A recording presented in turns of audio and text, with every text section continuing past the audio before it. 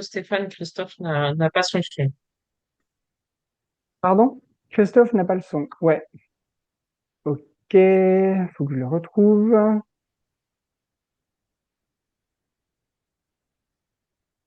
Christophe. Je le retrouve plus. Là. Voilà. Christophe, est-ce que c'est bon? Tu nous entends? Je vous entends super bien.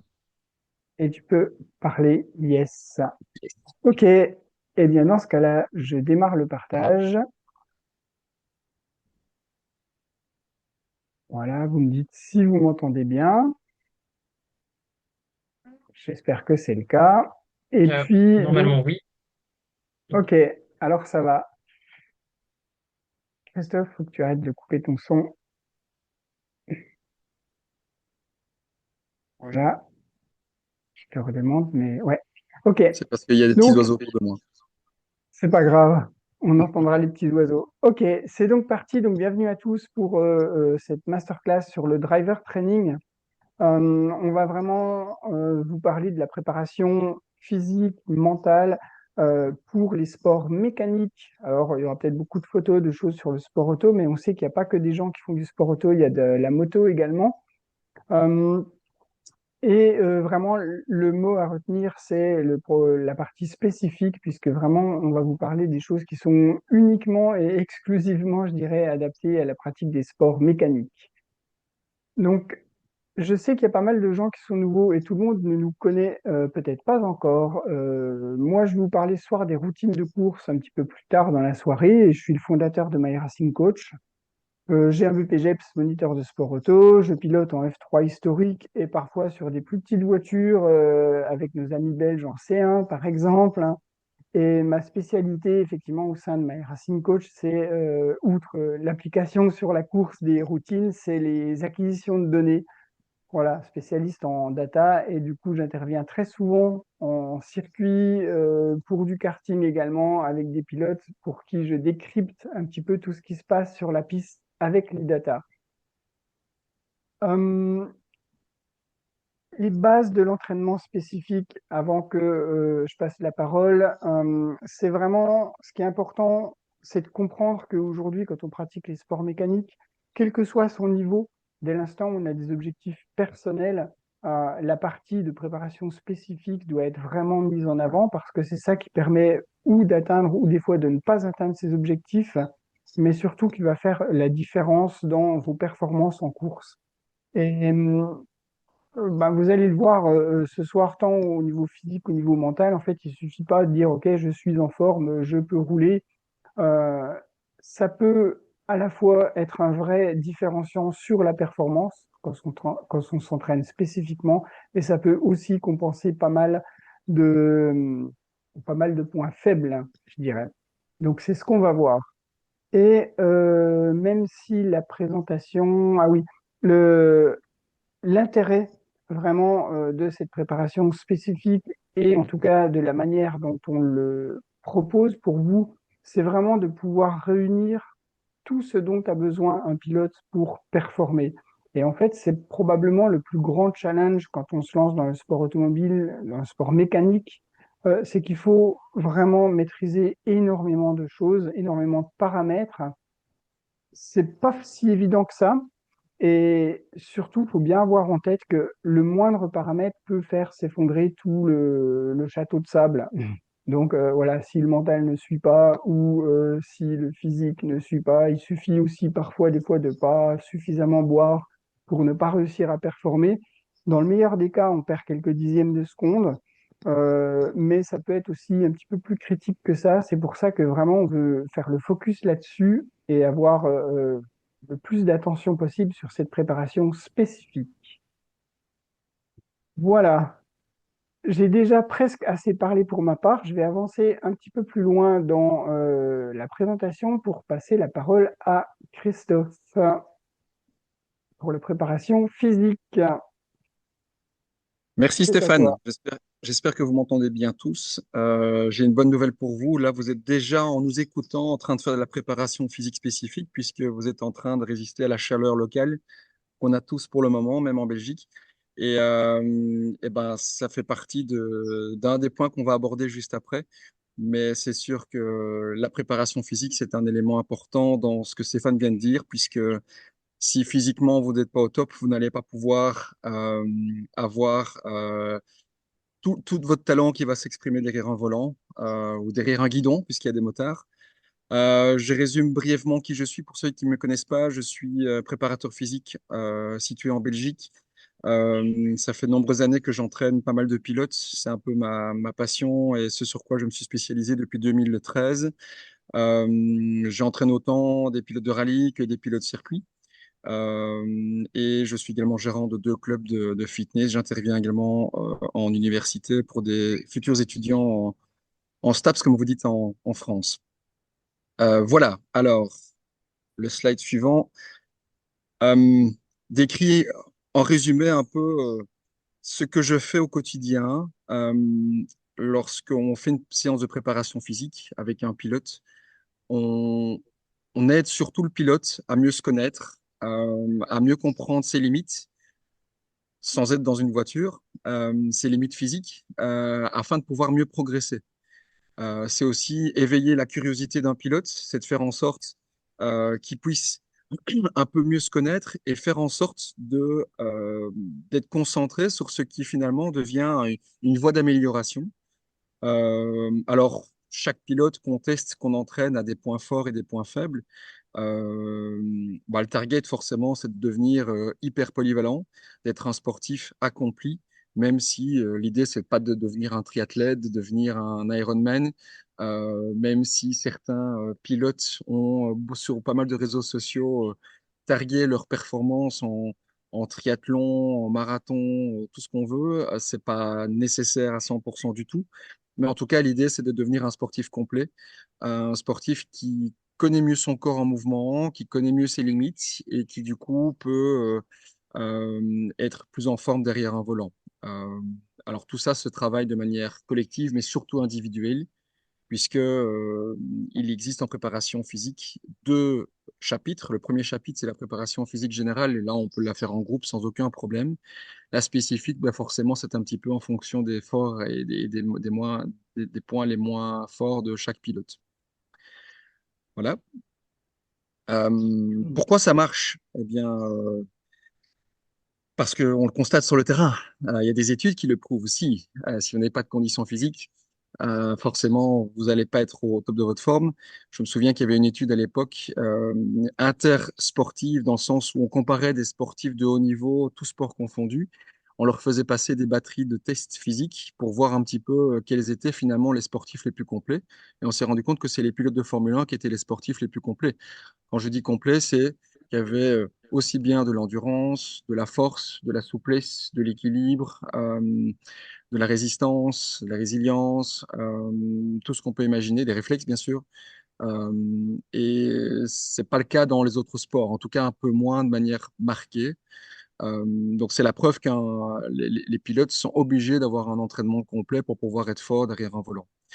Ce que des pilotes me disent, comme je le marque ici avec Maxime Martin, que beaucoup connaissent en GT3, sur différents championnats, il me disait s'entraîner fait partie du job, ça doit être fait, au même titre que la recherche d'un sponsor, l'analyse vidéo, la rigueur est de mise, puisque bah, il y a pas mal de temps mort entre les week-ends de course, entre les compétitions, et que passer à la salle et avoir un programme et s'entraîner, bah, ça fait partie de la préparation pour le week-end suivant. Euh, alors, chaque pilote a sa fiche avec ses recommandations, avec son target à lui, puisqu'on parlait de target juste avant dans le slide précédent, une feuille de route sur laquelle il travaille, il avance, que ce soit en individuel chez lui ou via une structure. Ok. Christophe, juste avant qu'on avance peut-être dans la présentation des prochaines étapes, on pourrait peut-être demander à nos participants, à nos pilotes qui sont là, c'est quoi leur plus gros challenge physique ou leur plus grosse difficulté physiquement par Bien rapport au sûr, pilotage et par rapport aux disciplines, puisque j'ai vu dans le chat qu'il y avait pas mal de disciplines différentes, moto, karting, rallye.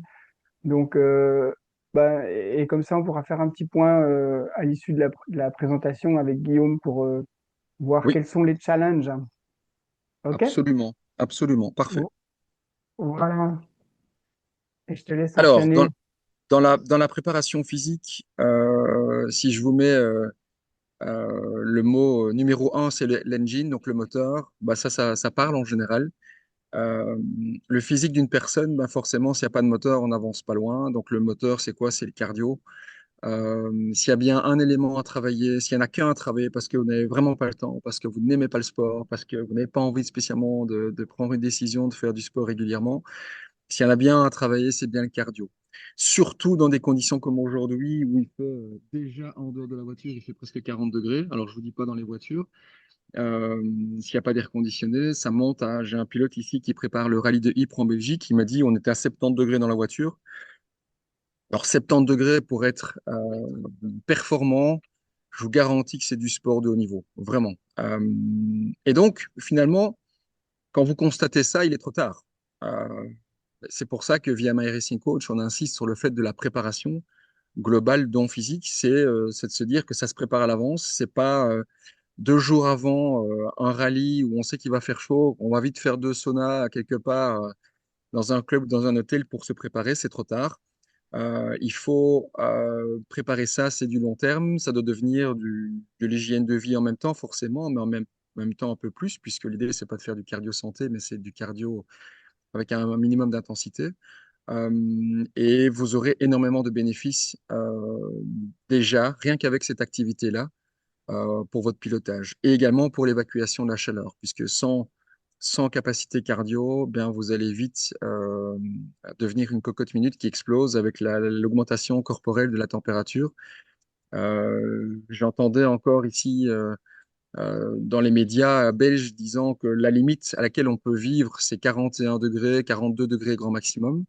Il y avait eu une fois une personne qui a fait une hyperthermie qui était à 46 degrés, ce qui d'habitude, on ne résiste pas, on meurt directement à 46 degrés de température corporelle interne.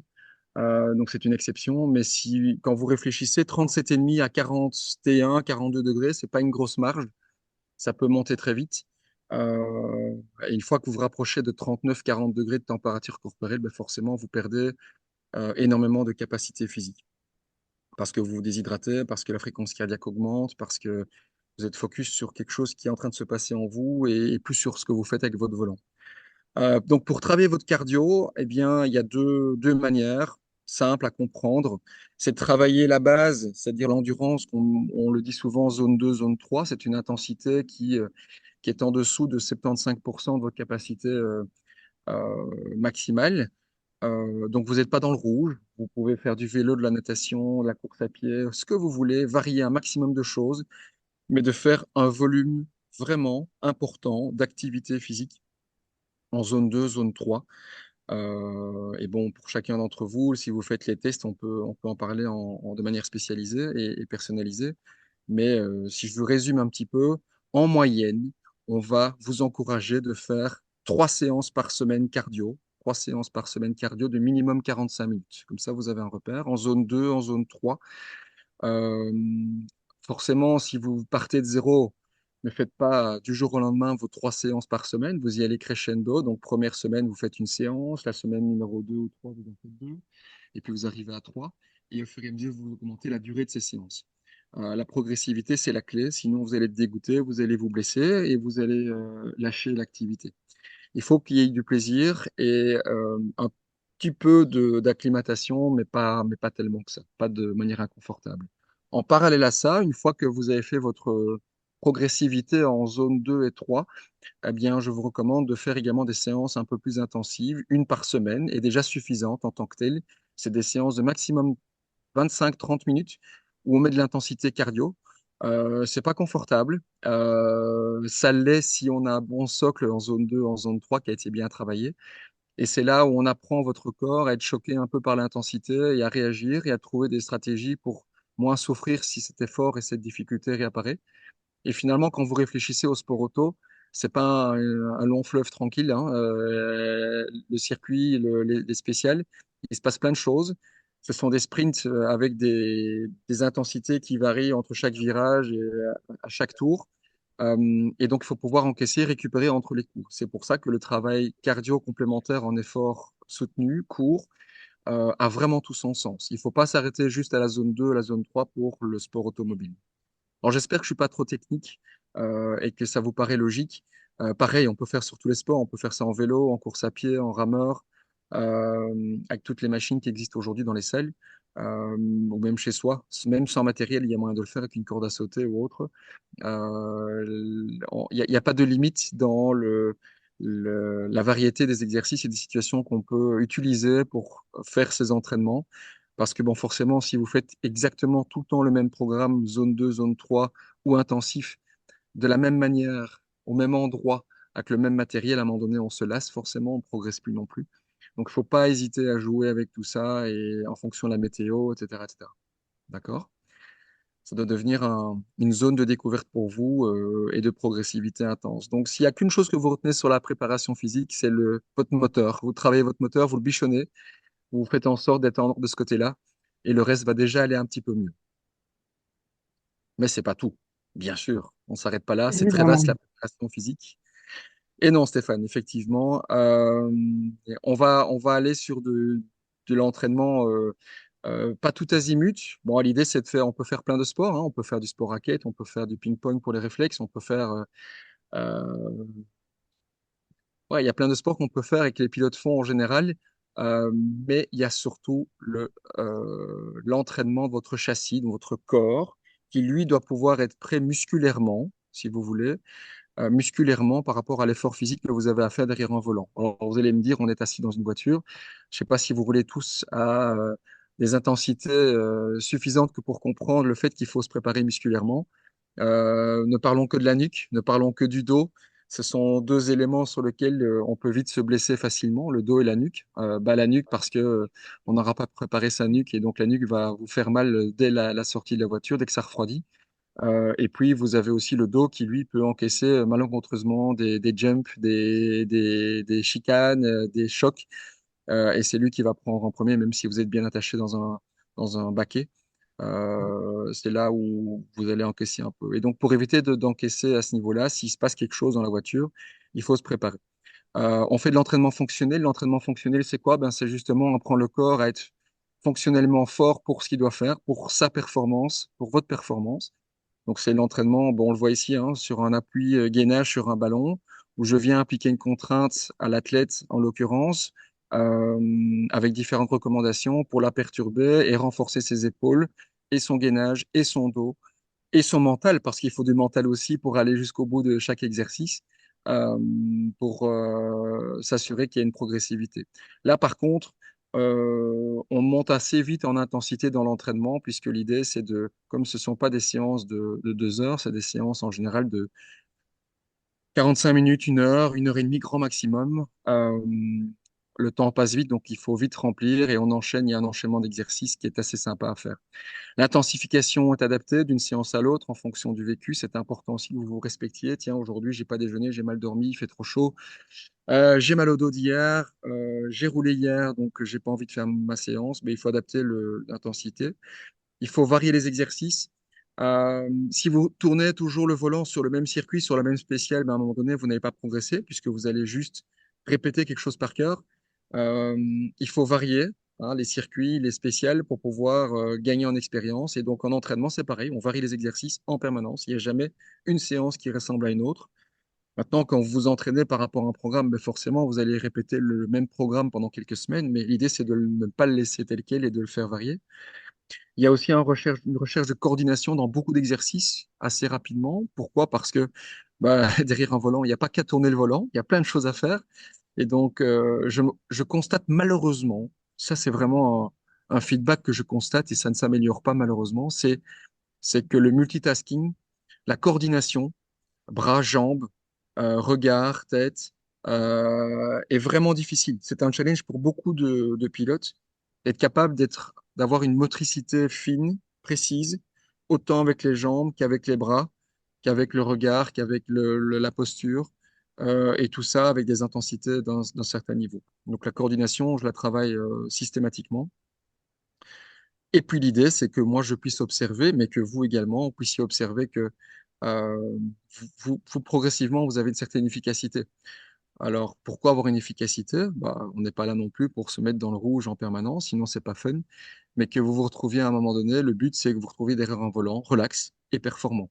Vous tournez le volant de manière précise, vous prenez votre virage de manière hyper précise, mais détendue, parce que physiquement, vous êtes prêt, parce que le cardio est stabilisé, parce que vous respirez correctement par rapport au virage. Euh, Votre cœur n'est pas à 90% à cause du stress. Et donc, vous êtes en pleine possession de vos moyens pour pouvoir être détendu et de pouvoir sortir votre niveau de pilotage. Christophe, on est d'accord que tout ça s'applique également aux motards avec peut-être encore une contrainte supérieure sur tout ce qui est Équilibre. bras, le haut du corps, hein. Ouais, ouais, tout à fait. Équilibre et fort travaillé chez les pilotes, même s'ils en ont, il faut quand même le travailler. Et puis, oui, effectivement, les bras, les avant-bras et les épaules sont très, très, très fort sollicités. Ok. Alors, troisième aspect que vous devez faire aussi, c'est de pouvoir avoir vos propres routines. Ça, Stéphane insiste beaucoup sur ce terme routine et il a bien raison, Charlène aussi. C'est un, chacun doit avoir sa routine, sa petite valise entre guillemets dans la tête, en se disant, OK, je suis en compétition maintenant, j'ai fait ma préparation physique. Euh, je n'embarque pas mon matériel, mon ballon, mon cardio avec moi en week-end de course puisque c'est pas le but, on n'a pas le temps, c'est trop tard. Mais par contre, pour pouvoir être entre guillemets chaud cardio et musculairement parlant, c'est d'avoir quelques exercices, trois, quatre exercices.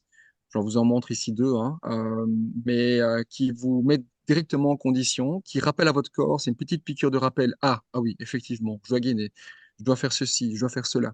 Je fais tourner l'énergie dans le corps, je fais circuler un peu le sang partout, j'augmente ma température corporelle et je me concentre sur ce que je vais devoir faire par différents exercices qui me mettent un peu dans ma bulle physiquement et mentalement. Euh, Ici, le premier exemple, c'est un appui unipodal avec une petite balle qui rebondit avec différentes couleurs. C'est un peu le principe des bataques, des lumières qui s'allument partout. Mais ici, c'est une petite balle, c'est facile à transporter. Ça se trouve sur Amazon pour rien, vraiment rien. Et c'est vraiment efficace.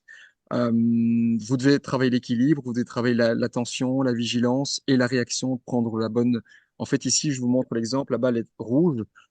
Bon, la photo est un peu floue, mais c'est une lumière rouge qui apparaît sur la balle. Eh bien, il doit récupérer la balle avec la main gauche, sans perdre l'équilibre, et il doit relancer la balle très très vite et réagir et de reprendre la bonne main en fonction de la couleur qui va sortir de la balle. D'accord? Deuxième exercice, c'est un gainage dynamique. Alors, l'idée, c'est pas de se fatiguer, de choper des crampes avant de prendre le volant, mais d'avoir un exercice qu'on peut faire facilement. Ben, vous avez tous un pneu autour de vous quand vous êtes en week-end de course. Bon, en karting, c'est un peu plus petit.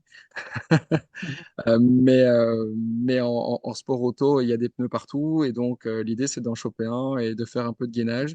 On ferme les yeux, on se concentre, on prend les bons réflexes de posture et on active un peu tout le corps musculairement, sans se faire mal. Ok, hop. Alors, il n'y a pas que ça. Il y a également des exercices où il n'y a pas de mouvement extérieur, où on se prépare au niveau cardio. L'idée, c'est pas d'aller courir 15 minutes avant de prendre le volant. Vous n'avez pas le temps, c'est pas le moment.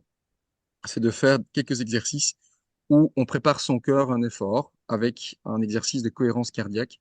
Certains d'entre vous ont peut-être déjà entendu parler. Ça commence vraiment à être une technique de plus en plus universelle.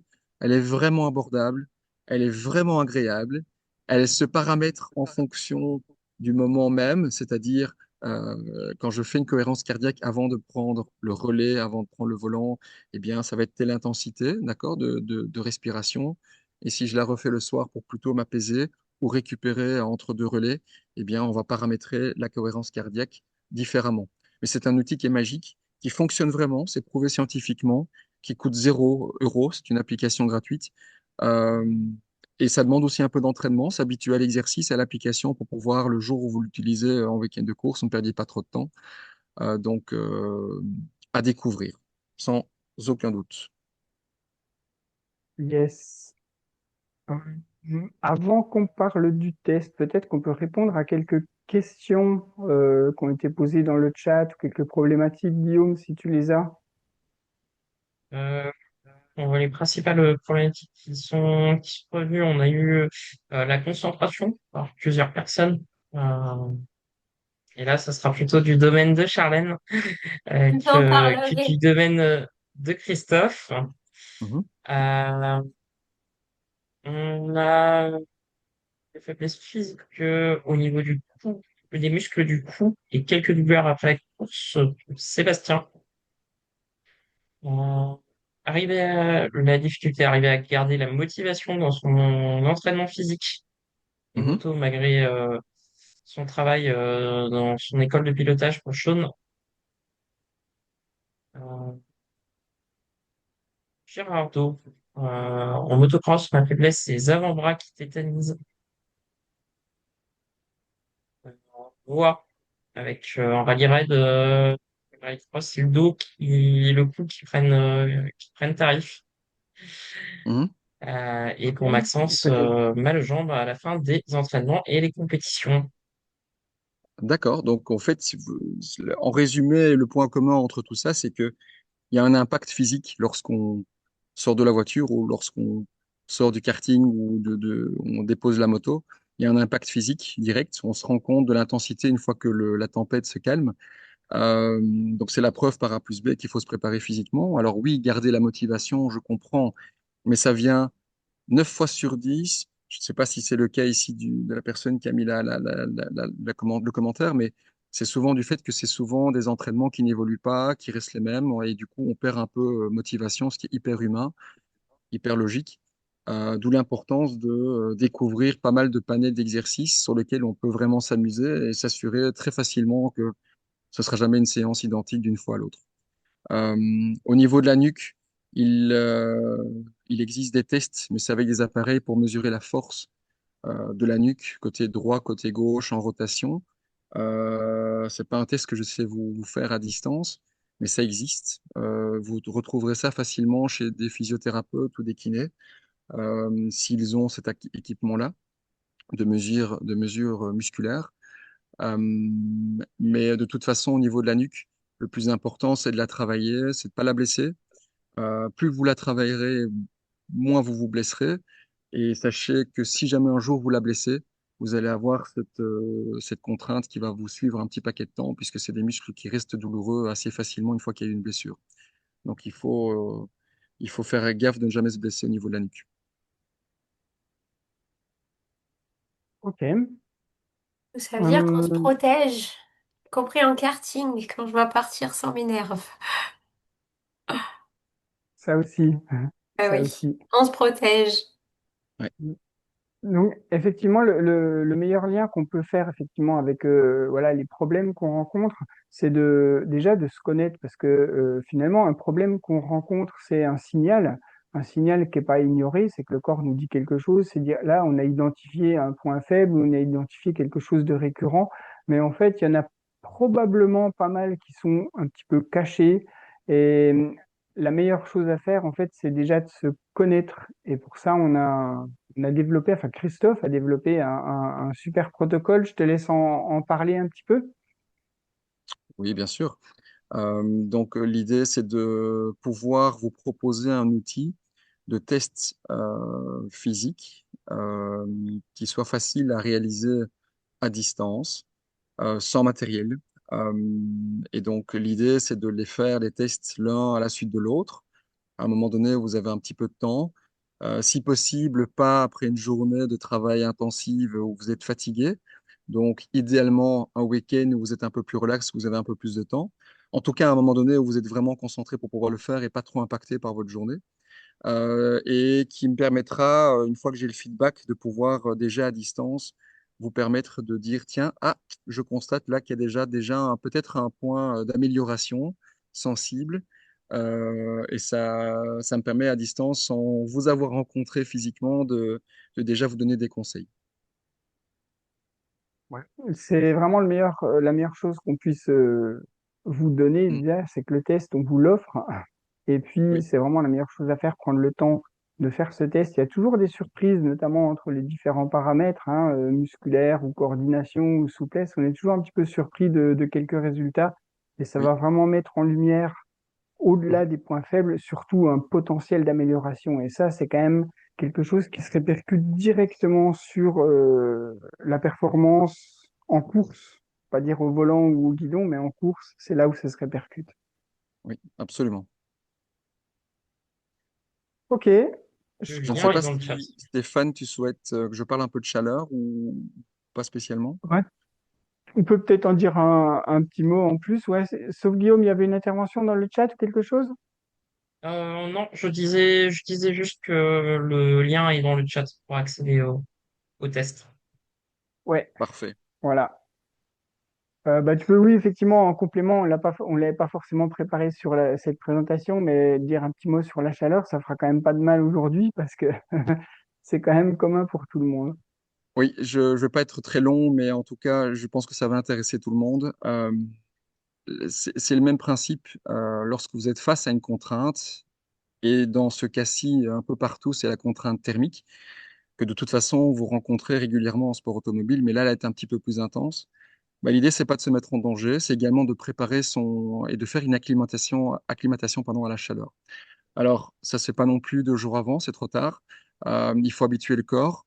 On dit en général, quand vous faites un jour une acclimatation à la chaleur, donc imaginons, vous faites un effort en plein soleil, vous allez faire un sauna, vous allez vous mettre face à une contrainte thermique, eh bien, vous allez avoir un impact positif ou entre guillemets une acclimatation pour 2 jours.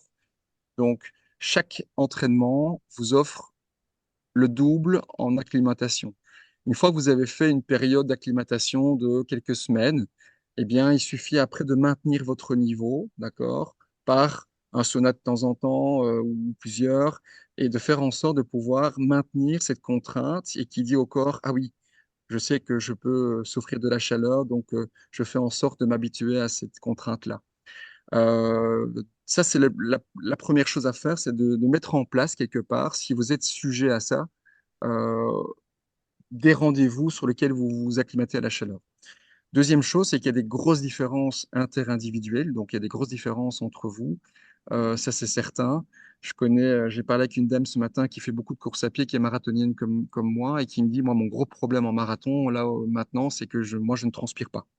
Et donc, mon corps, progressivement, il surchauffe et je dois abandonner. Donc, ça ne sert à rien. Je ne sais pas en faire dans ces conditions-ci.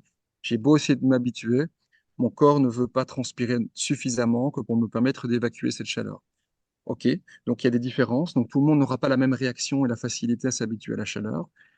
Mais néanmoins, on peut tous progresser un petit peu. Euh, Ensuite, lorsque vous vous rapprochez de votre compétition, l'idéal, c'est forcément de vous hydrater. Ça se prépare pas non plus 1 heure avant, c'est trop tard. Vous devez commencer à vous hydrater 24 heures avant votre course. Forcément pas d'alcool, bon, tous les classiques, j'imagine que vous les connaissez, ces critères-là. Adapter l'alimentation, etc., etc. Mais également refroidir le corps. Si vous avez l'occasion de refroidir le corps avant de faire la course, c'est l'idéal. C'est vraiment l'idéal. Il y a plein de manières. Il y a des vestes, il y a des pochettes pour mettre des poches à glace dedans, d'accord? Ça, c'est la première chose. Il y a des éléments qu'on peut mettre sur la nuque ou sur la tête pour refroidir la température corporelle centrale. Il y a plein d'outils que vous pouvez faire. Vous pouvez mettre un glaçon en bouche, ça marche. Vous pouvez boire de l'eau fraîche, mais pas trop non plus, pour des raisons digestives. Donc, il y a plein de stratégies pour pouvoir dire à votre corps, allez, on se calme, on gère, on va pas monter en chaleur trop vite. Et voilà. Et par contre, dès que vous sortez de votre spécial, de votre relais, c'est au plus vite, essayer de refroidir le corps. Ça, c'est vraiment important. Alors, souvent, on n'y pense pas parce qu'on a plein de choses à faire, on a un agenda chargé en compétition. Mais si vous avez l'occasion d'avoir quelqu'un qui peut vous aider à ce niveau-là, de vous rappeler, ah oui, prends ta veste, je t'ai préparé les glaçons, j'ai préparé ta boisson, enlève ta combinaison, et qui permet de ne pas que vous oubliez de refroidir un peu le corps, ce serait vraiment magique. C'est vraiment important parce qu'à un moment donné, une fois que vous avez atteint une certaine température et que vous avez transpiré euh, beaucoup, eh bien, vous perdez en faculté. N'oubliez pas, quand vous vous déshydratez de 1%, vous perdez 10% de performance globale. C'est énorme. Donc, les réflexes, le physique, le mental, tout va décrépiter avec 1% de déshydratation. Alors, il ne faut pas boire que de l'eau. On a parfois un peu peur de mettre quelque chose dans sa gourde, mais les boissons isotoniques, c'est connu le principe de l'isotonie, hein, de rajouter des petites pastilles dans vos gourdes, bah, c'est idéal. C'est vraiment important, surtout si on transpire beaucoup, pour permettre de ne pas se remplir d'eau, entre guillemets, neutre, et de ne pas redonner tous les sels minéraux dont on a besoin. C'est également prouvé que si sur des efforts très très très très longs, bon en sport auto c'est pas toujours le cas puisque vous avez des phases d'arrêt, de récup, mais sur des marathons, des ultramarathons ou autres, si on ne met pas des boissons isotoniques, on peut aller jusqu'à l'arrêt cardiaque s'il y a un déséquilibre hydrique, d'accord? Ne boire que de l'eau n'est pas suffisant pour le cœur, les muscles, etc. Je ne vais pas vous faire peur non plus. Mais s'habituer à des boissons isotoniques en conditions de chaleur, c'est vraiment important. Pensez à les tester avant pour voir si elles vous conviennent. Et idéalement, il faut que l'eau soit fraîche pour qu'elle soit beaucoup plus agréable à boire en isotonie. Voilà mes petits conseils. Donc pensez à vous préparer à l'avance, à faire des piqûres de rappel régulièrement, à boire 24 heures à l'avance, à vous refroidir juste avant et juste après, un maximum, et les boissons isotoniques. Et avec ça, vous allez avoir un maximum de chances de garder votre capacité en chaleur. Super. Merci pour ce petit bonus, en tout cas, qui sera très pratique euh, et à appliquer dès maintenant. Oui. Ok. Eh bien, je vais revenir en arrière dans la présentation pour maintenant donner la parole à Chérène, voilà, qui va nous parler de sophrologie. Et oui. Eh bien, pour ceux qui ne me connaissent pas, donc Charlène Lamourou, donc je suis sophrologue et préparatrice mentale et je ne m'occupe que de pilote. Voilà, au quotidien, j'ai baigné là-dedans, j'ai grandi là-dedans, donc c'était juste en toute logique que je ne m'occupe que de pilote aujourd'hui. Alors ça va effectivement du karting parce que c'est de là dont je suis issue. J'ai beaucoup de pilotes de karting mais aussi rallye, circuit, endurance, BMX actuellement et motocross. Donc voilà, tous les gens qui sont présents ici, je partage vos domaines et je les comprends. Et donc mon métier, moi, c'est de vous permettre d'optimiser votre mental, de faire en sorte que ça ne soit pas votre ennemi, mais qu'au contraire, ça soit votre moteur. Donc, en termes de préparation et de bénéfices, effectivement, je vais en citer cinq, mais en soi, à chaque fois que j'accompagne un pilote, il y a autant de bénéfices que de pilotes, puisque c'est tout à fait individualisé. La première chose en général qu'on me demande, c'est sur la gestion du stress. Alors oui, c'est sûr que quand on veut être performant et vraiment faire des résultats et être bien dans ses baskets, c'est quelque chose qu'il faut arriver à réguler de la meilleure des manières possibles. Donc on va apprendre des techniques de sophrologie, des exercices qui permettent de mieux contrôler les émotions, de rester concentré. J'ai vu beaucoup de remarques sur la concentration tout à l'heure. Bien évidemment que le stress, c'est prouvé que c'est un déstabilisateur de concentration. Donc, le stress n'est pas un ennemi en soi, ça peut vraiment être un moteur. Par contre, il faut l'utiliser à bon escient et c'est comme ça que moi je le transforme en sophrologie. Donc, le plus gros effet qu'on voit tout de suite, c'est l'amélioration de la concentration parce que ça permet d'être très clair au niveau mental, de rester attentif aux détails sur toute la durée de la course, d'anticiper les mouvements des autres pilotes quand vous êtes sur des courses où il y a plusieurs pilotes, de prendre des décisions rapidement et ça sur des durées qui sont parfois longues puisque chance aussi d'accompagner des pilotes qui font de l'endurance. Donc là, notamment, il y a très peu de temps, notre pilote espoir de My Racing Coach qui a fait les 24 heures du Mans. Donc forcément que ça a été un gros travail avec lui puisque gérer des relais aussi longs, ça nécessite de pouvoir se concentrer davantage. Alors si je donne juste quelques petites astuces, parce que c'est tout un programme en fait, donc ça serait long à faire ce soir, mais quelques petites astuces, c'est que notre cerveau, il fonctionne comme un ordinateur. Donc en fait, plus on va ouvrir des fenêtres, plus l'ordinateur va se ralentir et moins il va être concentré. Donc la première des choses, c'est que quand on part sur une course, que ce soit moto, kart, rallye, peu importe, on ne fait que ça. On ne fait que ça et on ferme un maximum de fenêtres inutiles. C'est-à-dire que toutes les considérations extérieures, au mieux mécaniques, au pire de la vie quotidienne, on les oublie. Une fois que vous êtes prêt à partir, de toute façon, c'est trop tard. Donc en fait, la mécanique, elle est faite. La pression, les pressions, elles sont faites. Donc il n'y a plus qu'un truc, c'est rouler. Et c'est plus le moment en fait de penser à autre chose. C'est plus le moment de se dire est-ce que je vais y arriver? On n'est plus dans le moment de la pensée. Et donc pour fermer des fenêtres, pour couper le mental, il faut revenir au corps. Voilà, c'est vraiment la plus grosse astuce que je peux vous donner. Et le corps, c'est quoi? C'est être présent là, à l'instant T, un poids, on est présent, on s'ancre dans son baquet ou dans sa selle. On est présent dans le sol, on n'est pas ailleurs. On est une température au niveau du corps, que tout à l'heure vous en parliez. On est une respiration et on a des battements de cœur. On revient à ce qui constitue notre corporalité.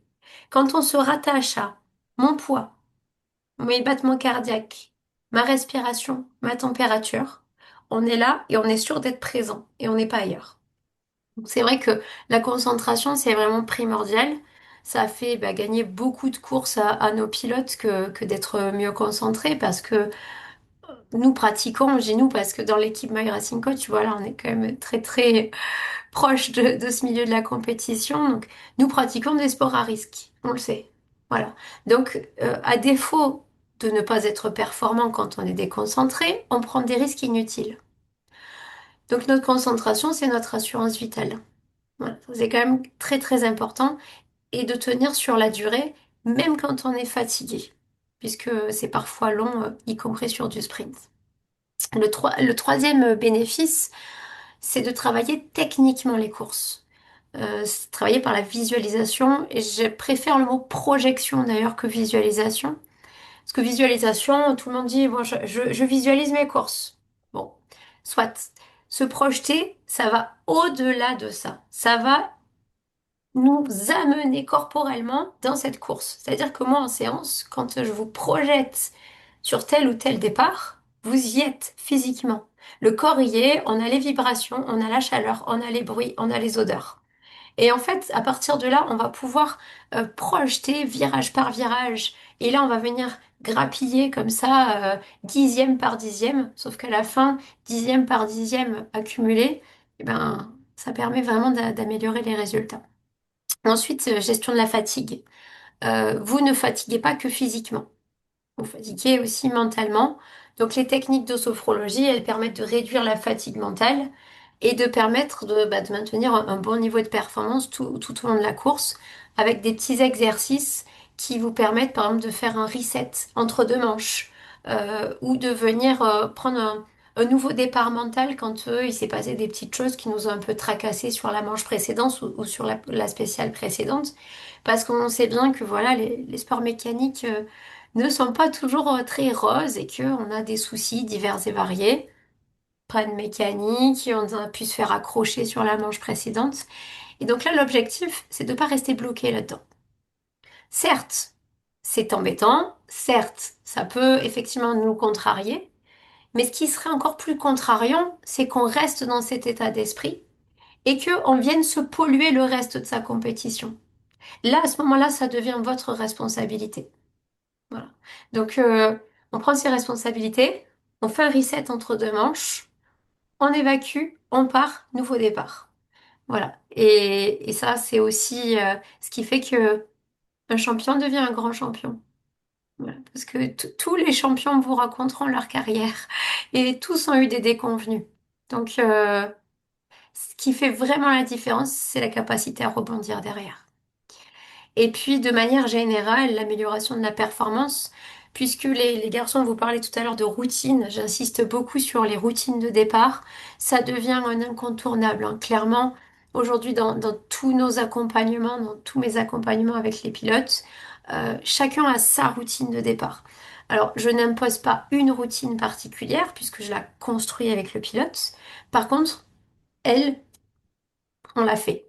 C'est-à-dire que cette routine, elle vous accompagne à peu près de 45 minutes avant chaque départ jusqu'à l'extinction du feu. Voilà. Et elle vous permet d'être dans le bon niveau d'activation, pas trop stressé, pas trop détendu. Parce que le but, c'est pas de partir endormi non plus, on est bien d'accord.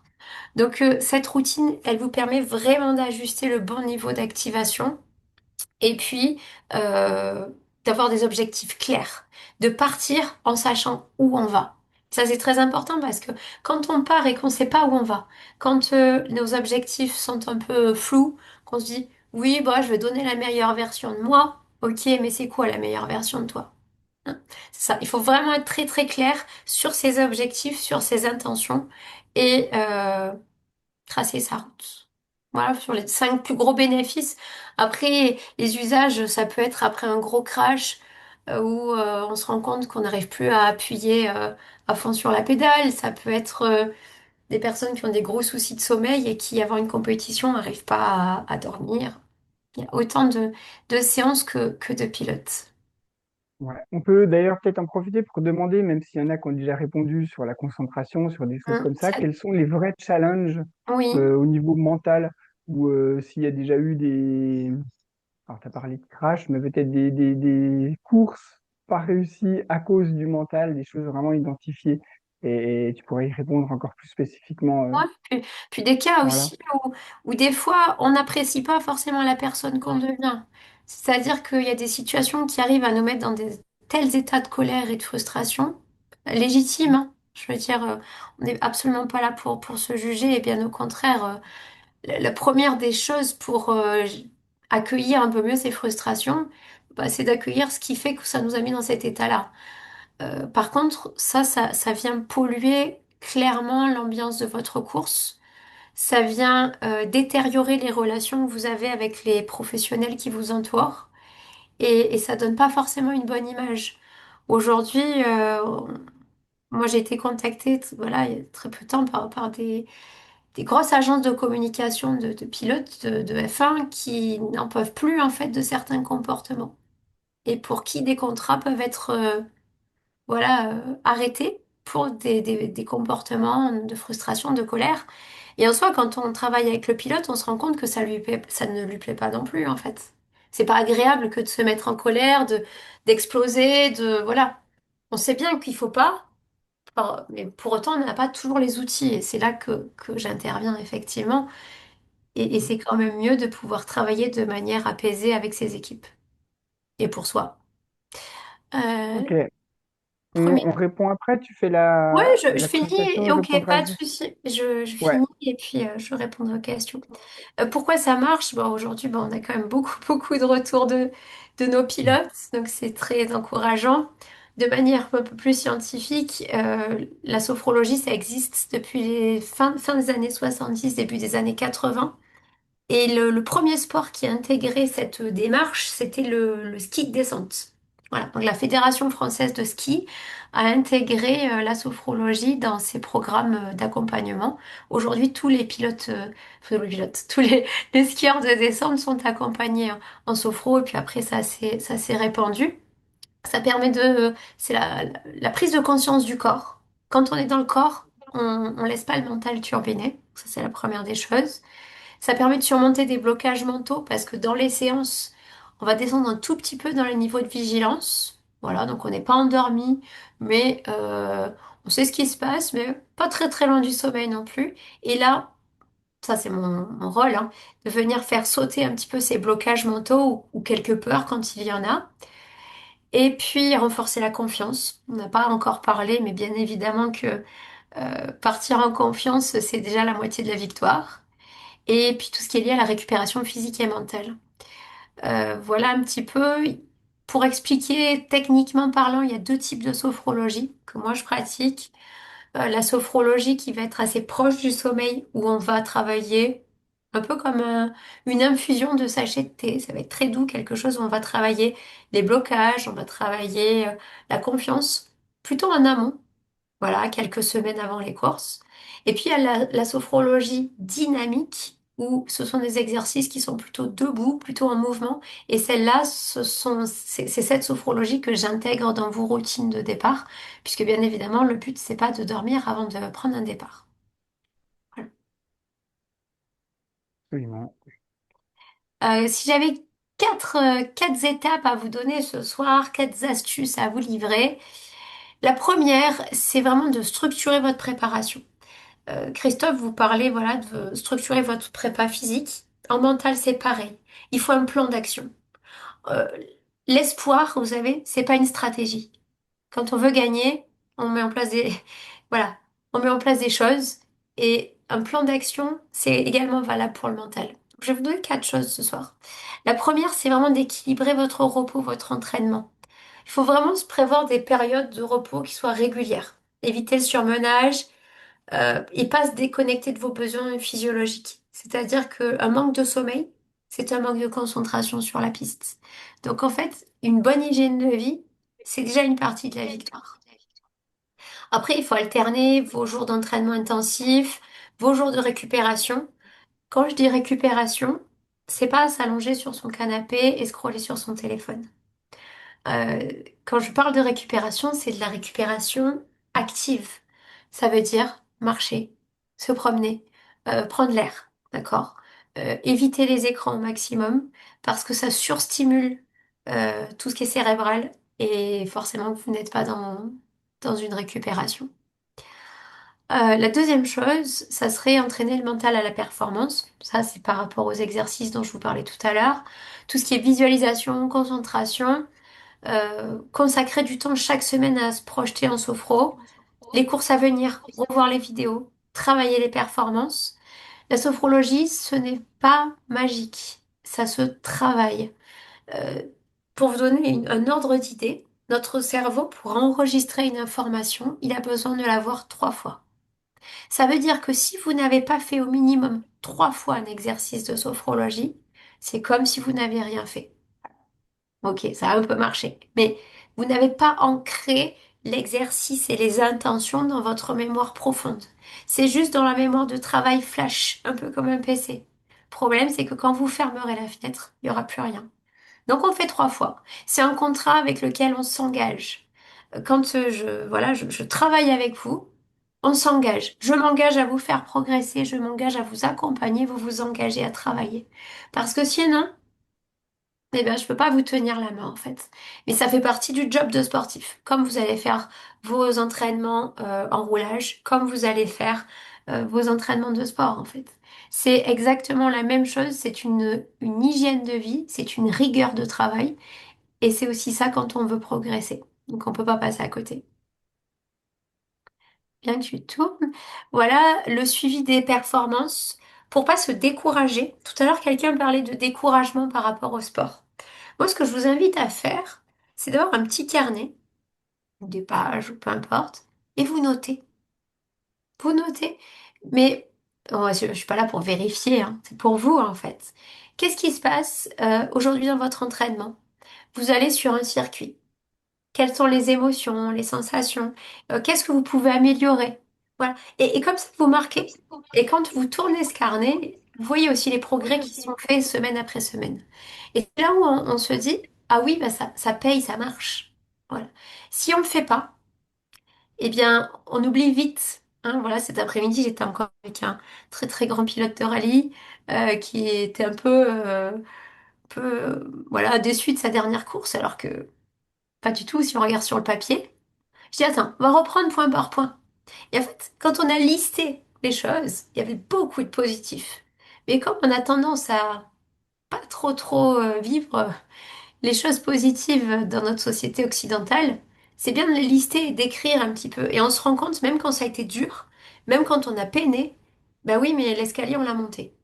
Donc je vous invite vraiment à tenir un journal d'entraînement, que ça soit technique, mental. C'est Dorian Pain qui en parle beaucoup de ça, qui dit, moi, j'ai toujours mon carnet et je note, je note, je note. Et comme ça, je n'oublie pas. Et c'est ça qui me permet d'intégrer les choses, de les comprendre, de les analyser et de jamais me décourager. Donc ça peut répondre à la question de tout à l'heure. C'est très important. Et puis le dernier point, au niveau mental, c'est sortir de sa bulle. Rencontrez d'autres pilotes, rencontrez d'autres passionnés, ne restez pas dans votre bulle. On le sait tous les quatre. Nous sommes dans un sport qui est très solitaire. Et pour autant, on a besoin de travailler en équipe. On a besoin de partager les choses en toute bonne intelligence. et te renforcer. Pourquoi? Parce que ça renforce la motivation, ça challenge. Voilà, même si vous êtes concurrent, c'est toujours sympa de se dire, allez, la prochaine fois, c'est moi qui te gagne. Et là, vous êtes dans quelque chose de positif et pas de malsain comme parfois on peut voir à tort sur certains paddocks. Voilà.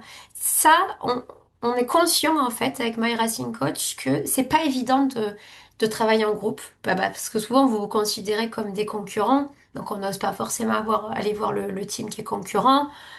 Et c'est pour ça que ça nous tient à cœur d'organiser vraiment des rencontres interpilotes entre différentes catégories, hein. Parfois, on a des pilotes de rallye avec des jeunes pilotes de kart. Et c'est toujours très sympa parce que ça vous sort de la bulle un petit peu, ça vous sort d'un certain isolement. Et on se rend compte que les problématiques, elles se croisent. Que souvent, on pense avoir une fragilité, alors que c'est pas une fragilité, mais que les autres la partagent. Et quand on en discute, on trouve des solutions communes.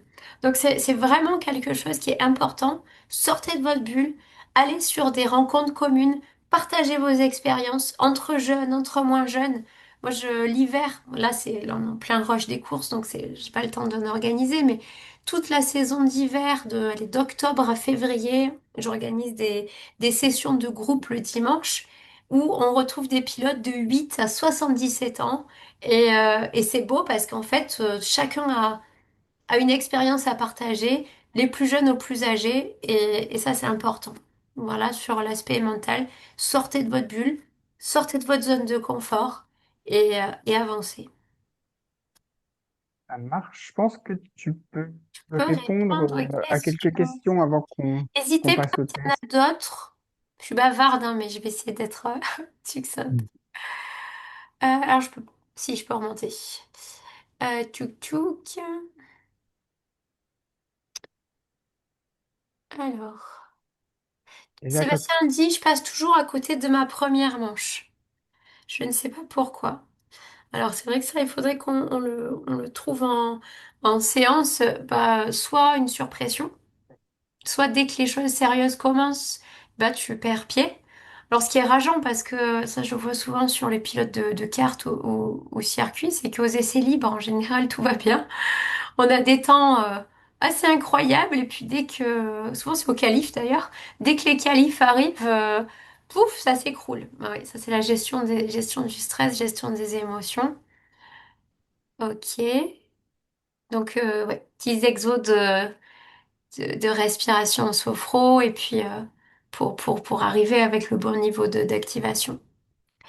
Après, Anthony nous dit, parti sur une manche, la tête ailleurs, un peu frustré des essais libres, premier tour des essais chrono, une malléole fracturée. Bah ouais, c'est ce que je disais tout à l'heure. Au, au mieux, on n'est pas dans la bonne perf, au pire, on se fait mal, quoi. Donc la Mm. concentration, ouais, c'est vraiment hyper important pour notre vie, déjà, et puis pour nos résultats. Tu vois, là, par exemple, sur ce type d'explication, tu aurais eu besoin d'un reset, c'est-à-dire de faire une page blanche entre tes deux manches où tu as été un petit peu chagriné, quoi. Ça t'aurait, peut-être, hein, on va pas refaire l'histoire, mais ça t'aurait permis d'être un peu plus concentré, peut-être d'éviter quelque chose. Mm. Si je Ah, peux me permettre oui. d'intervenir, c'est quelque chose qui est assez, comment dire, assez prévisible et qu'on peut voir déjà dans nos tests. Alors, on ne peut pas savoir quand ça va arriver, mais je pense qu'on a notamment un des exemples les plus récents, c'est un pilote qu'on a testé en début d'année sur l'aspect mental et il n'a pas souhaité poursuivre comment dire, poursuivre sur l'aspect préparation, mais en tout cas, on a évalué et on avait détecté certaines faiblesses côté mental. Et malheureusement, il y a à peu près un mois, il a fait une sortie assez violente en rallye, donc plusieurs fractures, plusieurs de gros dégâts sur la voiture. Alors, tout simplement, la voiture, le châssis est parti à la poubelle. Et malheureusement, ça, c'est quelque chose qui se voit et qui est assez prévisible en s'évaluant, tout simplement. Oui, on va vous parler du test que on va vous offrir tout à l'heure. Mm. Clairement, moi, ça me fait râler quand je détecte des choses comme ça. Et je vous le dis, là, en l'occurrence, on va pas citer le pilote, mais je vois très bien de qui tu parles. que j'ai eu en conversation la semaine dernière et voilà, qui regrette fortement parce que, bon, en plus, il est blessé quand même pour quelques semaines, quoi. Et pour une grosse déconcentration, hein. Donc, il l'avoue lui-même, hein. C'est-à-dire qu'il n'était pas du tout, était pas focus dans ce qu'il allait faire, quoi. Mm. Alors, il est difficile de se reconcentrer, par exemple, après une sortie de route sans gravité, en pleine spéciale afin de la terminer. C'est le reset. Reset après des techniques d'ancrage qu'on vient ancrer en séance. Par exemple, une grosse pression du volant où on va reprendre contact avec sa voiture et où du coup, c'est vraiment le reset rapide, hein, l'ancrage dans le volant où on vient oublier ce qui s'est passé et repartir de plus belle. Bah, comment se remettre dedans? Ouais. C'est les techniques d'ancrage qu'on vient programmer en fait en exercice. En général, c'est la pression du volant parce que quand vous roulez, c'est le plus pratique pour un pilote. Ouais. Sean dit la charge mentale. C'est toutes les fenêtres dont je parlais tout à l'heure. Toutes ces petites fenêtres qu'on ouvre, qu'on ouvre, qu'on ouvre, qu'on ouvre. Et à la fin, il n'y a plus de place en fait pour piloter. Donc vraiment, il faut, je sais pas si tu peux arriver à déléguer des choses, Sean. Il faut être anticipé au maximum. Pas arriver en courant. Sean, il fait quoi? Je sais plus. Carte, non? Qu'est-ce que tu fais, Sean, si tu peux nous dire? Ah, si, il est là. La motocross, c'est super cross. Motocross, super. Donc, bah, il y a des pré-grilles aussi, hein. Voilà, il faut arriver en pré-grille en ayant délégué un maximum de choses. C'est-à-dire que tu ne peux pas prendre un départ en étant mécano, logisticien, savoir si le repas de ce soir il est prêt, si celui de devant il a tant d'écart de points avec toi, que voilà, non, parce que la cocotte elle explose, hein, et tu fais tout sauf piloter. Ah, dans la vie de tous les jours, ouais. Mais bon, tu n'es pas quelqu'un de différent. C'est-à-dire que, ouais, je sais souvent, on me le dit souvent, mais si, non, mais Euh, en course aussi, oui, oui, mais vous n'êtes pas deux personnes. Donc ça, oui, ça m'étonne pas. D'accord, je comprends. Bah, c'est pareil. Il faut que tu arrives à faire des cases, à être vraiment dans ce que tu fais quand tu le fais, à écrire, à faire des listes et à cocher, et tu barres. Voilà, il faut faire le vide. Il faut faire le vide dans sa tête, et il faut faire le vide, être procrastiner le moins possible, faire les choses quand elles arrivent. Voilà. Et puis se libérer. Et ça passe. Et Maxence, avoir une course tout crispée, quand je pars, je me libère. Alors ça, c'est normal. Enfin, c'est normal, tant mieux. C'est parce qu'en fait, quand le feu s'éteint, quand tu pars, tu es en action. Tu as mis ton corps en action. Et globalement, les problèmes de stress, moi, chez les pilotes, ils n'arrivent pas quand ils roulent, sauf après avoir fait une bêtise. Ça arrive sur la pré-grille. Parce que les pré-grilles, sauf en rallye où c'est pas des pré-grilles où on a des temps de 3 minutes, la pré-grille, c'est long. Mais c'est très très long. C'est ultra long. Donc en fait, si on n'est pas entraîné à optimiser ce temps-là par des exercices sains, on se refait l'histoire et on se refait le monde en pré-grille. Et ça, c'est pas possible. Parce que, en plus, suffit qu'il y ait une ambiance un peu malsaine, ce qui peut arriver de temps en temps, où les regards se jettent, se lancent, où ça se fusille du regard de partout. Là, c'est bon. Vous êtes parti, vous êtes décomposé. Donc non, quand on est sur sa pré-grille, on est dans ses exercices, on est dans sa routine, on structure son départ, on est dans sa bulle. D'ailleurs, un exercice que j'appelle la bulle, où on monte les bras, l'inspire, à l'expire, on vient descendre les bras. Plus rien ne pénètre dans cette bulle. C'est-à-dire que le regard des autres, ce que pensent les autres, les émotions des autres, y compris proches, hein, parce que je parle pas que des concurrents, je parle aussi de l'entourage proche, qui parfois veut bien faire, mais qui parfois fait un peu monter la pression. Euh, eh bien, une fois qu'on est dans sa bulle, ça ne nous regarde plus. Voilà. C'est une faille spatio-temporelle, Guillaume, oui. C'est un temps très c'est ça. particulier, l'après-grille. Ok. Oui, après, effectivement, chacun ses stratégies, hein. Par contre, attention, c'est bien de rigoler pour faire tomber la pression. À un moment, il faut quand même aussi prendre son pré-départ. C'est-à-dire que pour être Ouais, à temps dans le départ, il faut avoir commencé sa course avant la course. Voilà, je dis ça, je dis rien, mais attention à pas trop s'amuser en pré-grille non plus. Ça peut faire tomber un peu la pression quand ça dure 20 minutes. On peut rigoler 10 minutes. Les 10 dernières minutes, quand on monte, qu'on s'installe, on fait ses exos, on fait tomber, on se met dans le bon niveau d'activation. Et quand le feu s'éteint, on était déjà dedans. Et ça, c'est important. Du coup, Ok. petit cadeau de la soirée, le diagnostic mental. Je l'ai créé, ce diagnostic, il dure à peu près une vingtaine de minutes. C'est complet. Ça va traverser un petit peu toutes les thématiques, du stress à la concentration, en passant par le sommeil, comment vous réagissez en fonction des situations sur la piste, etc. Ce diagnostic, il est ultra important. C'est la base de tout notre travail et c'est la base pour vous, pour mieux vous connaître. Parce que, en prépa mentale, quand on identifie les axes forts et les axes à travailler, c'est déjà une partie du travail. Voilà. Et ça, c'est très très important de savoir où on est, comment on se situe. Et ça nous était, voilà, c'était important pour nous de vous l'offrir ce soir parce que je pense que c'est important de savoir où on se situe. Alors, juste un petit avertissement, ce n'est pas généré par IA, ce qui veut dire que quand les tests vont arriver, c'est moi avec moi, c'est moi-même, voilà, je vais travailler là-dessus. Ok, donc tout ce que vous allez recevoir, ça vient de moi. Donc vous allez avoir un petit délai parce que je ne suis pas une machine, voilà, et que j'ai envie de faire les choses correctement. Donc allez-y, vraiment, le but c'est qu'il y ait un maximum de personnes qui puissent avoir accès à ce test. Voilà, juste, je vais pas vous l'envoyer les résultats dans les 5 minutes. C'est tout, voilà. En plus, on est en pleine période de course, donc, mais je vais le faire dans un délai tout à fait raisonnable. Voilà, mais c'est que je vais y passer du temps et c'est important pour moi d'y passer du temps pour vous. Tu fais bien de le souligner parce qu'effectivement, là, on offre les tests, que Oui, ce soit physique ou mental, physique et mais mental, pour ceux qui oui, veulent faire le doublé. oui, C'est pas peu de choses parce qu'effectivement, non oui, seulement ça apporte beaucoup dans la connaissance de soi, ça apporte beaucoup pour définir ces axes de performance. Et pour nous, ça demande effectivement pas mal de traitement, pas mal de travail, que ce soit au physique, tant au point de vue physique qu'au niveau mental. Ça a une vraie valeur. Donc c'est offert, mais c'est pas un petit cadeau. Sachez-le. oui, c'est un joli cadeau. D'habitude, on n'offre Ouais, pas, mais c'était important pour nous de le faire ce soir pour vous. exactement.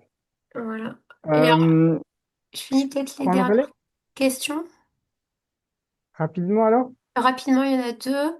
Ah, les autres pilotes te font des gestes, ça peut parfois te déstabiliser. Ah bah ouais, c'est qu'il faut être dans sa bulle. Mm.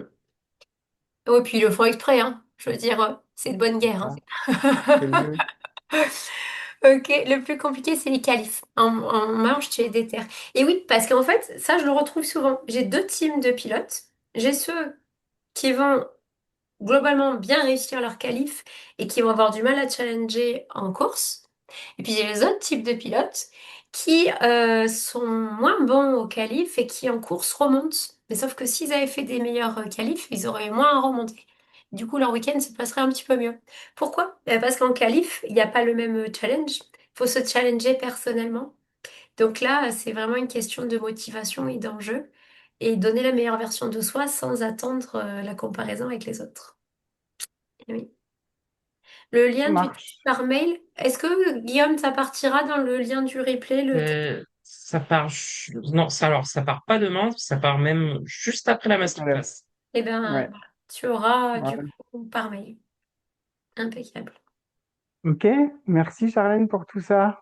Je vais avancer dans la présentation et puis je vais essayer moi de vous parler un petit peu de routine. Alors, je vais faire un petit peu plus court, non pas que ce soit moins important, parce que la partie des routines, bah, vous avez vu qu'on en a parlé dès le début, que Christophe en a parlé, que Charlène en parle.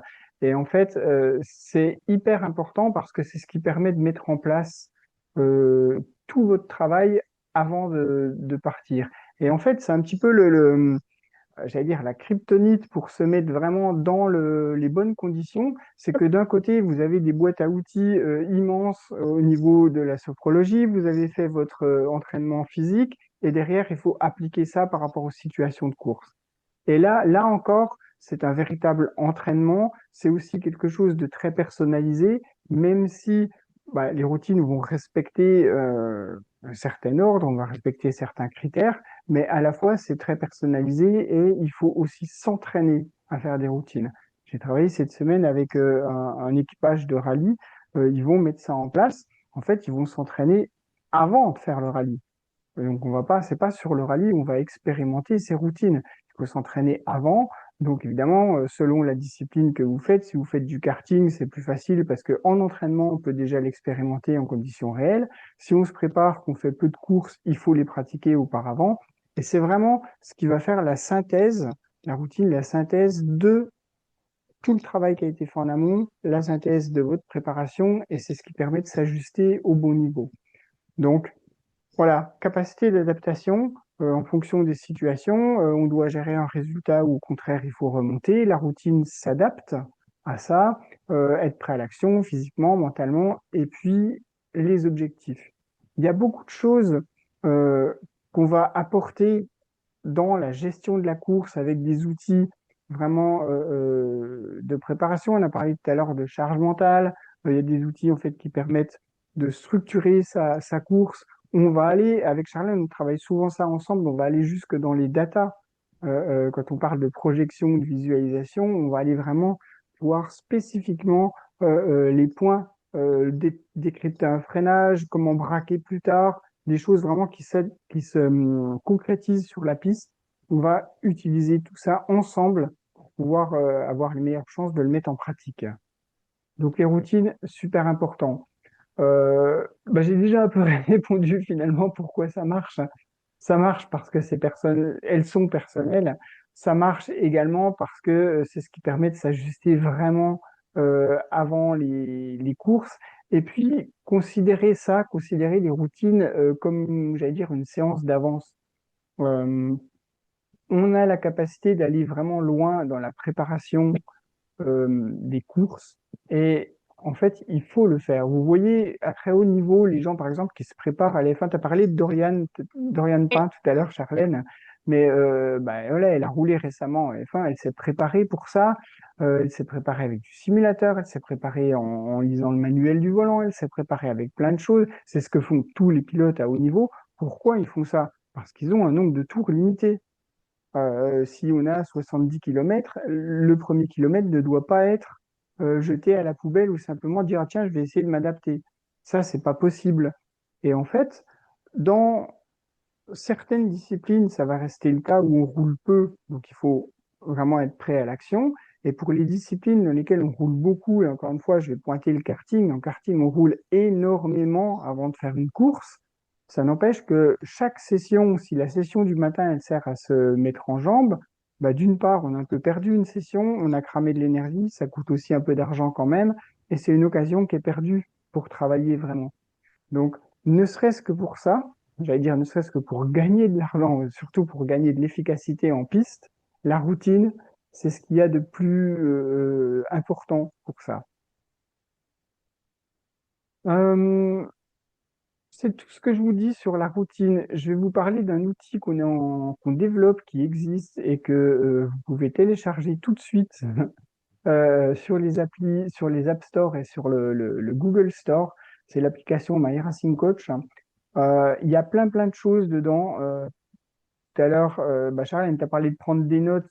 Mm. Cette appli sert à prendre en compte ses journées de course, session par session. On peut rentrer énormément d'infos, que ce soit ses setups, que ce soit son feeling, que ce soit virage par virage. Dedans, il y a de quoi traiter ses datas. Donc, ça marche aussi en moto, hein, pour ceux qui font des datas en moto, mais Alphano, AIM, on sait traiter ça.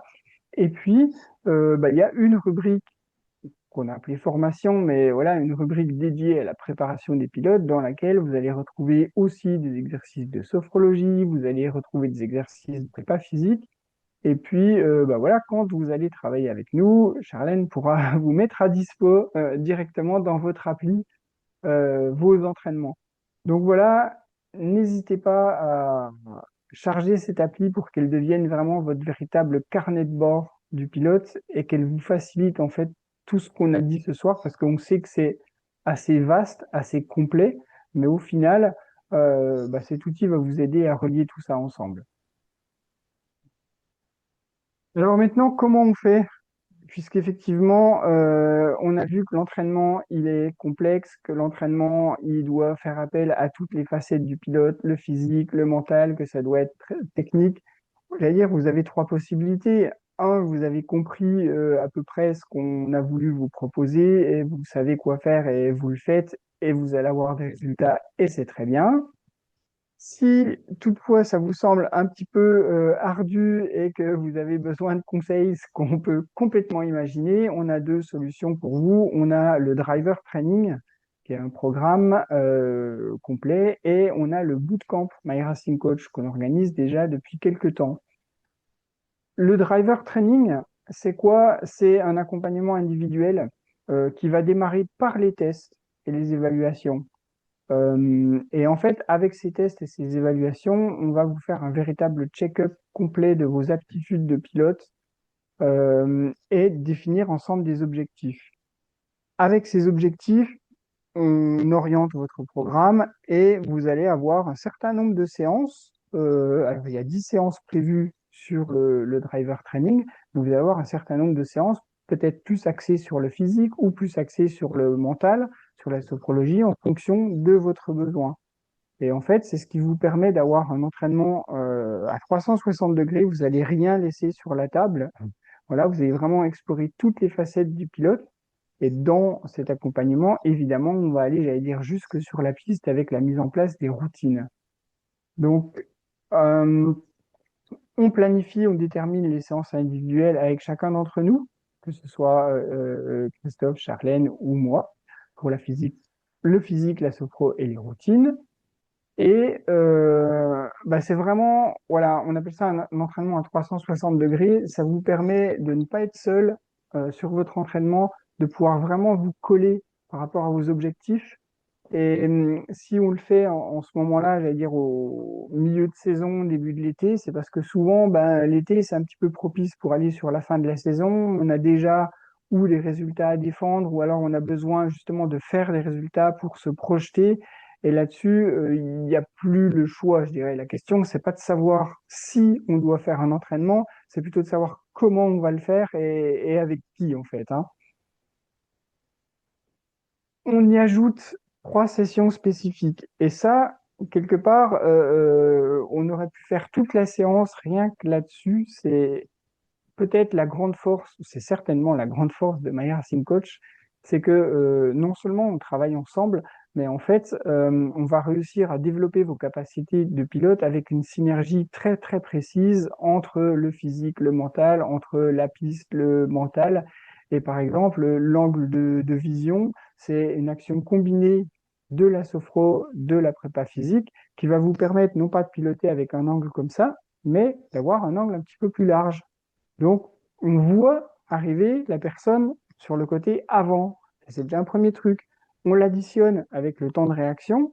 Si vous connaissez votre temps de réaction quand on fait des tests physiques décisifs, voilà, ça va être de 3 dixièmes, plus ou moins quelque chose selon la complexité et selon, j'allais dire, la jeunesse ou la fraîcheur, en tout cas, dans laquelle on est. Là aussi, avec des exercices physiques et sophro, on va diminuer le temps de réaction. Donc ça, c'est des choses extrêmement importantes qui fonctionnent et on se rend bien compte que si on voit arriver la personne avant et qu'on réagit encore plus vite, de toute façon, on a de meilleures chances de prendre la bonne décision par rapport à ça. C'est vraiment peut-être, allez, le plus important de tout ce qu'on peut faire, c'est cette synergie qu'on a entre nous pour développer les capacités vraiment du pilote.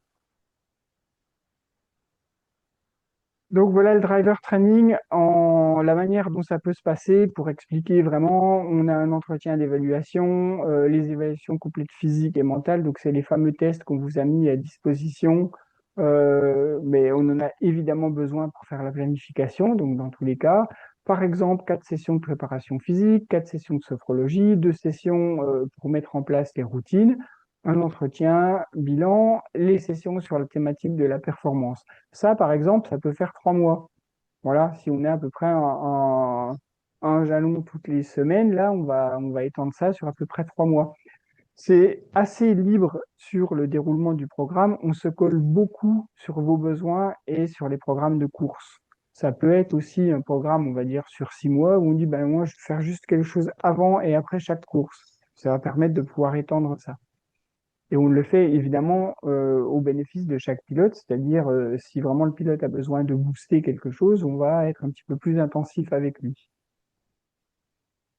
Ça, c'est la première chose. La deuxième chose qu'on peut faire ensemble, c'est le bootcamp. Et le bootcamp, c'est en gros 48 heures, une mission, 48 heures, 2 jours pour faire son check-up, mettre en place son plan d'entraînement et travailler ses routines de course. C'est très intensif, c'est extrêmement ludique. Même nous, en tant qu'organisateurs, à chaque fois qu'on fait un bootcamp, on en repart avec plein, j'allais dire, d'étoiles dans les yeux, mais surtout de nouvelles choses qui se passent humainement. C'est très riche parce qu'on a des pilotes de tous horizons qui viennent, des jeunes, des moins jeunes, à différents stades de leur carrière. Et ça aussi, ça crée une vraie richesse, une vraie synergie. Et voilà, pour chaque participant et organisateur du bootcamp, il se passe quelque chose. Ouais, c'est très très sympa. Enfin, c'est aussi sympa qu'intense en termes de travail parce que nous on repart, on repart sur les rotules, mais c'est vraiment une belle expérience à vivre, surtout dans le J'imagine. cadre de Château du Lac. Alors le cadre, le voilà. Le cadre, Le le cadre, le voilà. voilà. C'est Gilles Christophe qui nous a laissé, parce qu'il avait d'autres choses encore à faire ce soir, mais c'est dans son centre d'entraînement, l'hôtel Martins Château du Lac en Belgique. C'est un cadre magnifique au bord d'un lac. Il y a vraiment tous les équipements pour la pratique, encore une fois, de la prépa physique du sport auto. Mm. Sport mécanique, je dis sport auto, mais sport mécanique, hein, on s'entend. Euh, on y ajoute évidemment la pratique du simulateur, c'est-à-dire que le vrai différenciante sur ce bootcamp, c'est qu'on va créer des situations de course pour comprendre en fait ce qui se passe, comprendre la concentration, comprendre le stress. Donc là, on a vu par exemple des problèmes. Oui, ok, j'ai du mal à faire mes séances qualif. On va les expérimenter les séances qualif. On va se mettre des challenges et on va voir en moins de 2 jours, là ou en 2 jours, on va voir comment trouver les ressources pour que la séance qualif ne soit plus un problème, mais que ça devienne un point fort. Ça, c'est ce qu'on fait dans le bootcamp. Alors, les gens qui ont participé au bootcamp, il y a Louis Rousset, on a mis attendu en LMP2, il est même sur le podium du 24 heures du Mans il y a 2 semaines. Il a Donc fait 3 ans. voilà, ouais, c'est plutôt cool de voir son parcours et très rapide également. On a Mireille qui travaille avec nous aussi depuis pas mal de temps, qui performe de plus en plus en rallye. Elle a déjà des titres de championne de France des rallyes féminins, mais ses performances n'arrêtent pas de monter au volant d'une super voiture, de l'Alpine. Et elle s'investit énormément dans sa préparation. Ça se voit course après course. Et moi, je fais ces datas après chaque course, donc je le vois vraiment dans le détail, j'allais dire freinage après freinage. Je vois ce qui se passe et la répercussion du travail qu'elle peut faire aussi avec toi, Charlène, ou physiquement. Mm. Ouais, c'est que de progrès. Oui, les formules du bootcamp, en fait, il y a deux possibilités. Il y a de faire le bootcamp, donc le programme en 48 heures, Camp Performance Plus. Et puis, parce qu'on nous l'avait demandé, il y a la possibilité de combiner et le bootcamp et le driver training, où là, c'est vraiment un suivi complet avec ça. J'allais dire, il n'y a plus rien qui va vous arriver. Non seulement en 48 heures, on a tout mis en place, mais il y a un suivi sur toute l'année, toute la saison, alors là, toute la fin de la saison. C'est vraiment quelque chose qui vous fait passer dans une dimension complètement différente dans la pratique. Vous allez passer, voilà, je sais pas, de pilote peut-être qui se cherche avec différents problèmes à un pilote, je suis complètement accompagné, j'ai mes préparateurs avec moi, je sais quoi faire. Et en fait, c'est une énorme différence parce que c'est en fait ce que font les pros à haut niveau, en fait. Ce que font les pros, ils ont leur personne avec eux. Et là, vous avez ce programme-là que vous pouvez adapter à votre programme. Les formules, donc le driver training, aujourd'hui, voilà, il est à 990 € avec l'évaluation, les tests, les sessions individuelles.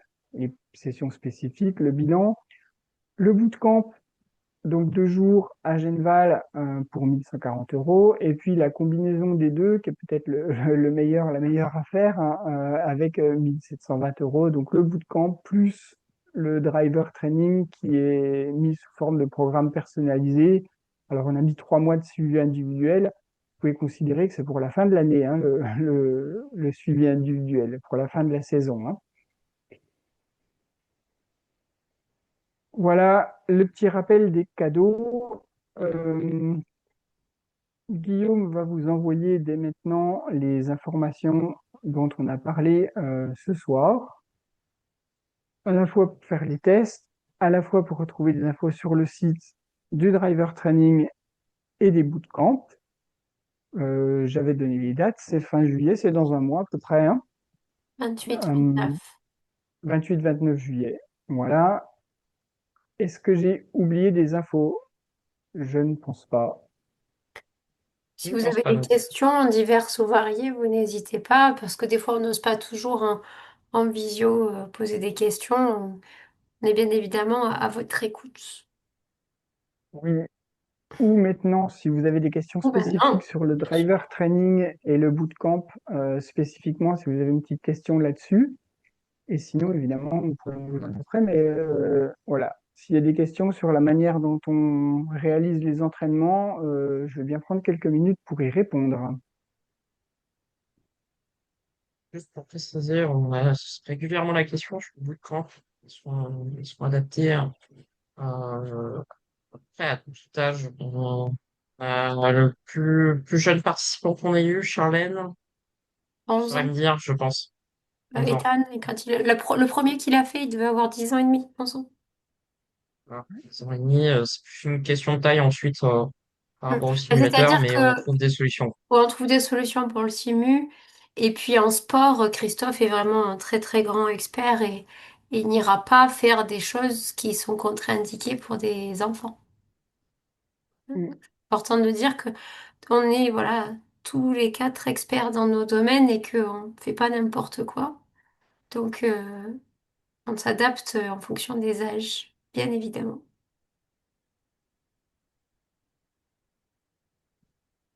Sur la Ok, piste, je Diane, ne me fais oui, bah, ouais, c'est peut-être une question de confiance et de ce que tu...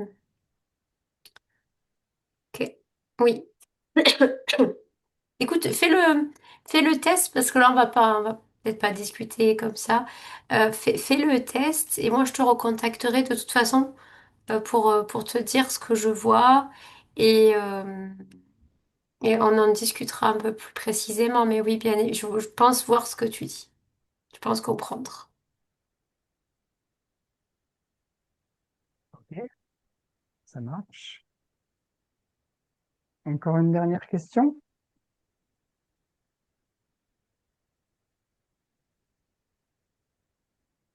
Non, juste pas de pour questions dans le chat. préciser si certains sont dans les jours à venir en 24 heures de Spa, n'hésitez pas à nous envoyer un message. Nous y serons tous les deux avec Charlène. N'hésitez pas à venir à notre rencontre, ce sera avec grand plaisir en tout cas. Donc demain, jusqu'à dimanche. Voilà. Donc on va accompagner notre pilote de GT4 Europe. Yes. Ok, eh bien, écoutez, merci à tous pour votre participation. On est très content de votre intérêt et on voit que bah, le sport auto vous tient à cœur et que on espère surtout que vous avez eu plein d'infos ce soir et puis que vous allez pouvoir bah, peut-être aborder maintenant la saison avec encore plus d'envie, plus d'ambition et surtout des ressources pour atteindre vos objectifs. Merci à vous. Bonne soirée!